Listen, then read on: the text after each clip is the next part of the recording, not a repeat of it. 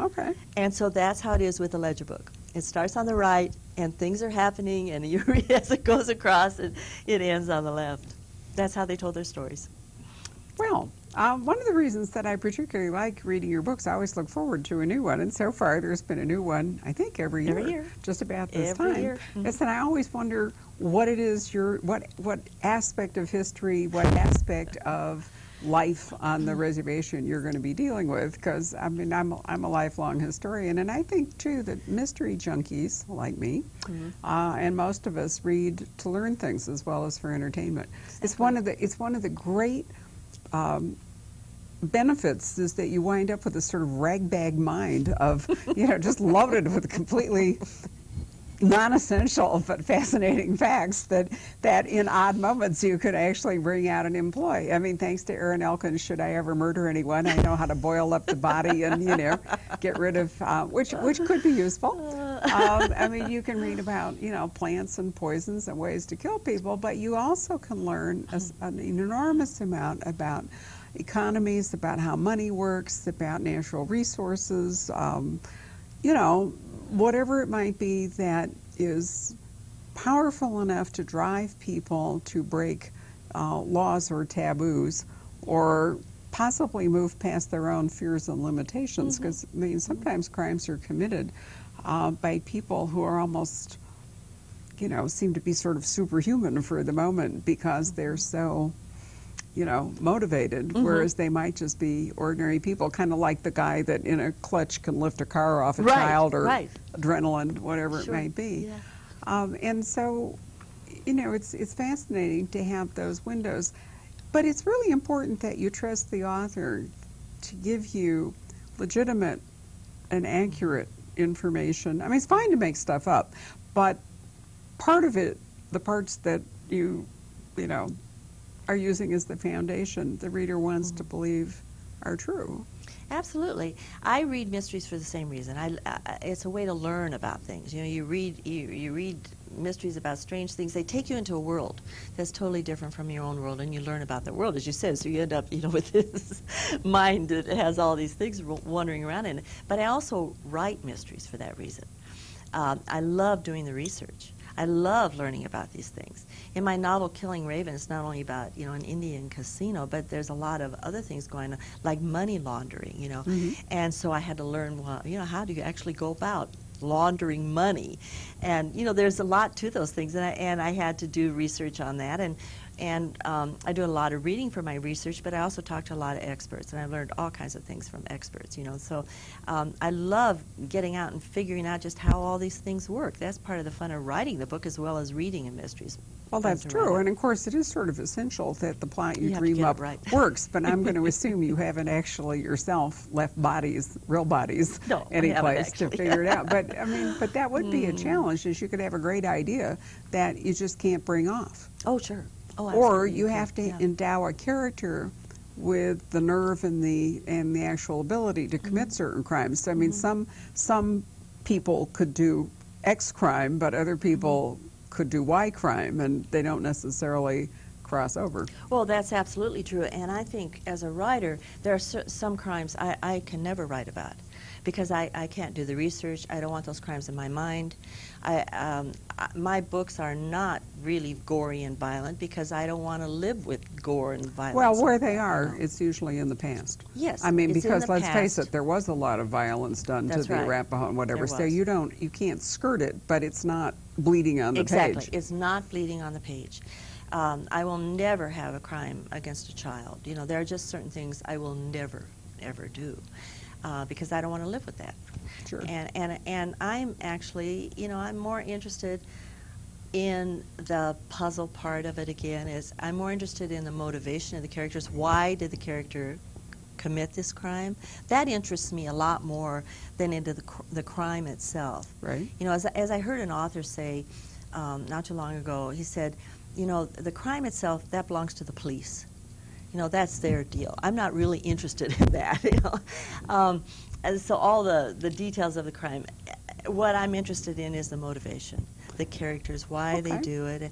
And of course, you have to know how they do it, and you have to know certain things. But but that's not the main focus for me. That's not the main focus. Well, with Father John, you know, priests are historically have been sleuths in many books, all the way from Chesterton's Father Brown and all. Part of it is the confessional nature of their work, where people tell them stuff. Part of it is that Jesuits, for example, rabbis are trained to closely reason and examine evidence. Part of it is that they have time. I mean, a huge problem for an amateur sleuth is how are they being supported while they're out doing this? But a priest is collecting his, you know, living, however he's doing it. Right. And that allows him a fairly wide range.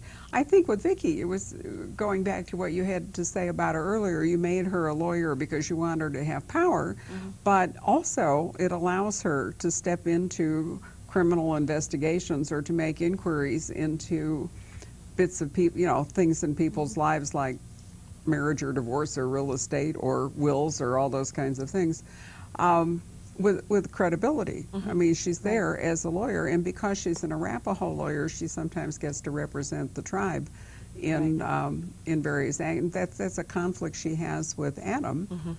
She is inclined to do a little pro bono work, right? She became a lawyer because she wanted to help her people. Right.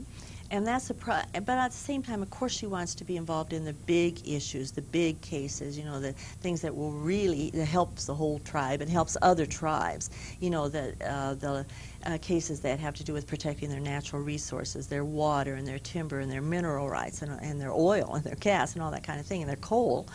And of course she wants to do that. But then there's that poor, you know, Arapaho guy that got arrested for whatever, and he's languishing in jail and he has no one to help.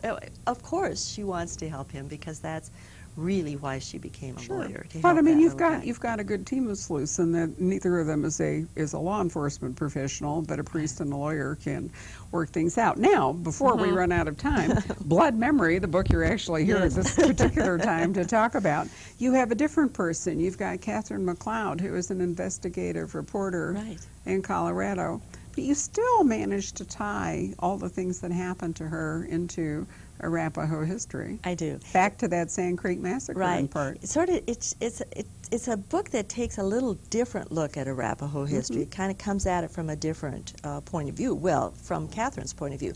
Catherine is an investigative reporter, as you say. She's in Denver. She's in her late 30s. Divorced, you know, professional woman on her own, and someone's trying to kill her. And she, very early in the book, she thinks it's because of something she must have written. But she finds mean a story that she wrote? Yes, a sub-story that she's published, and somebody's after her in revenge. But very quickly she finds out it's not because of something she's written, it's because of something she's about to write. So she's on a story that somebody does not want her to uncover the truth behind that story. So someone is trying to stop her. So she goes on the run for her life because she has to stay ahead of an assassin, and at the same time she's got to figure out what it is. And the story, and quickly she does figure this out in the book, so I'm not giving too much away, but it has to do with the efforts of the Cheyennes and the Arapahoes to obtain some land as reparation for past atrocities that were committed against them, and to obtain enough land just right outside of Denver, near the Denver airport, upon which to build a casino. Right. In fact, there's a whole thing about genocide, which I thought was interesting, about whether genocide voids, in fact, a treaty, which is going to be a legal point. Right. As newspapers are just in so much trouble. I mean, people are being bought out, losing their jobs. Whatever, having an investigative journalist who's actually encouraged by her editor to do this kind of work was kind of an interesting thing to read, just in the context of where we are at the moment in the media. When they're firing people, so many reporters are being fired. A good friend of mine was just fired not too long ago. I mean, or let go, whatever they want to say, you know, because they're downsizing.